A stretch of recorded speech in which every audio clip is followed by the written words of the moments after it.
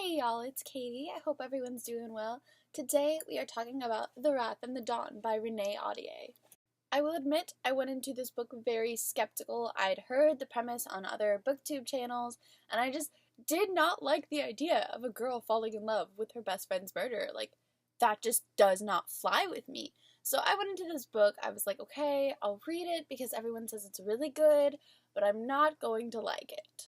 And in the way of all things cliche, I did not like it. I loved it, and I gave this book a 10 out of 10 because it was so amazing and the writing was so fantastic. I love this book.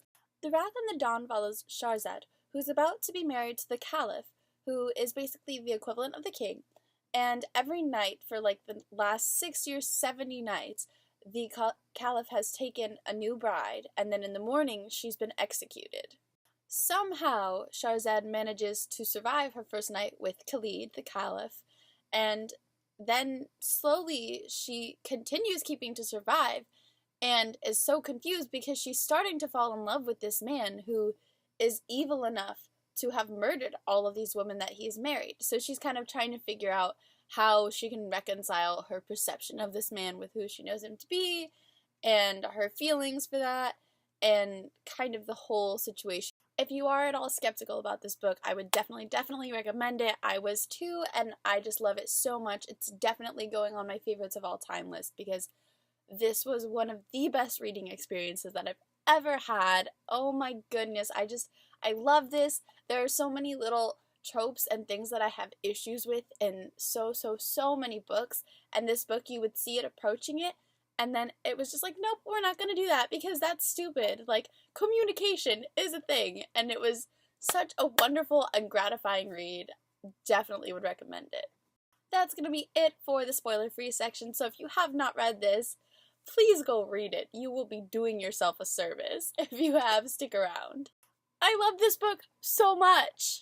So, Khalid isn't a monster. First of all, that was the thing that I was expecting the most. Like, I thought that he was gonna still be like, oh yeah, like, I have no regret with killing your best friend, and then she was gonna fall in love with him, and that was not gonna fly with me. But it was more of a, like, he never wanted to. That was so wonderful. Like, obviously this curse is not wonderful. It's really messed up, and, like, the guy who cast it sucks a lot.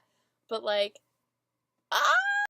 I really love the way that Shahrazad and Khalid fell in love. I thought it was so nice and good and just like such a quality writing exhibit throughout this book. Like it was so wonderful. It was so cool to watch them be so conflicted and still like choose love over everything because they both knew that they were conflicted. Like normally we'll have a relationship and it's like, why won't you just like let it happen? Looking at you, Will Herondale. Like in this case, like they both were and they still chose love, and it was just really wonderful to see. The writing was so great. I love how they fell in love in the little moments. It wasn't an all the time thing. It was in these small actions and small moments because that's just feels so much more real than kind of the loves that we do read about in books a lot of times. In The Wrath and the Dawn, we also got a lot of really great secondary characters, which is one of my favorite things in a book. I love when it's not just the main characters I'm reading for. Like, I love when it doesn't become burdensome to hear about what's happening to other people when we switch to other point of views. Like, I love when I'm just as excited for that. I love Jalal and Despina and the Rajput. Like, they're all so fun to have in the story. I'm so excited to see what happens in the future with them.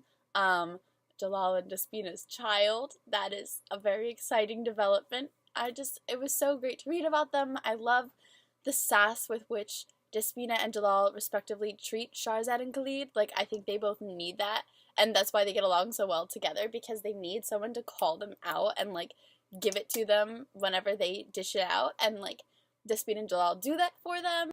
When Tariq came to the little ball showing Shahrazad to everyone, I almost died. That was such a crazy scene.